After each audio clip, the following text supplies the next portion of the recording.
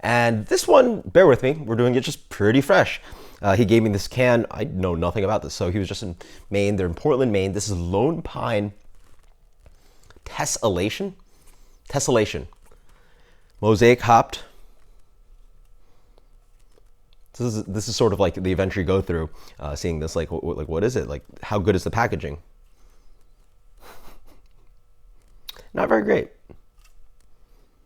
Like, look how much time I'm spending. It says Mosaic hops, blah, blah, blah. All this other stuff, keep refrigerated. Doesn't even say style, doesn't even say ABV. That's good. That's good. That's good at the brewery. Just kidding. But yeah, ideally, it really would say... Okay, oh, sorry.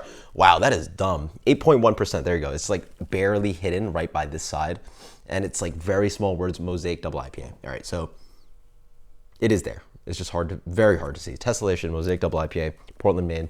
Let's dig in. Very fresh. Literally a week of fresh. Week or two fresh. Beer is actually... This is from Maine. This is from New England. What? Look at this thing. Looks like a Pilsner. Light gold color, medium. There's a little bit of haze in there. I see it. There's some yeast in there. But medium minus haze. Very light haze to it. This does not look New England to me at all. It doesn't even look like IPA. Let's get the aroma. Ooh, that is Mosaic. Oh, yeah. There's that cantaloupe melon, green tea, signature notes I get in Mosaic, but also that rich, dirty, earthy, dank thing. It does lead a good amount towards weed with that earthiness, the dankness, playing with the fruitiness and the green tea qualities. It's a lovely nose. It's a nose that I know some people might not like. It reminds me of Super Session number 8 from Lawson's Finest. Great nose. Cheers.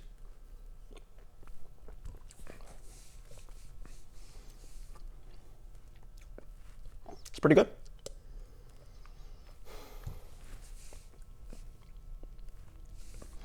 Reminds me of the Sip of Sunshine, number 8, Mosaic, just jumped up to double IPA.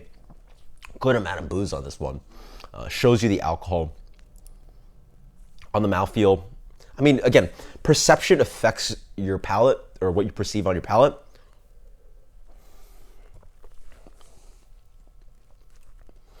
It just doesn't seem as rounded as some New England style IPAs. It's not thin, so it's not drinking like Pilsner, so don't let that affect you too much, but it does have a little bit of light, bready mouthfeel up front from the malt, and then it drives away quite quickly because, wow, the alcohol is quite aggressive. If I had to guess, I would guess this beer was 9.5%, leaning towards 10, but it's just only 8.1. It's almost in triple IPA territory with how hot it is. And that's because the malt is not really holding it up too well.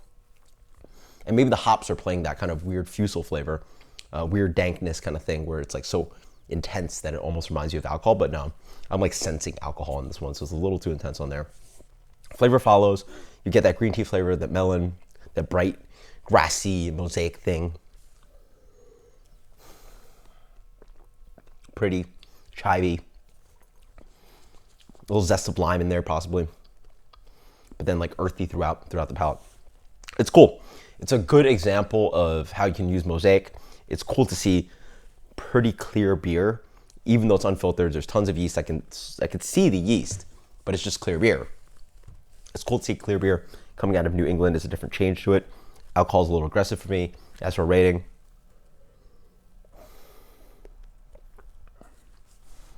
it's good. Let's go with an 86 on this one. This is Lone Pine Tessellation. Until next time, guys. Cheers. Later.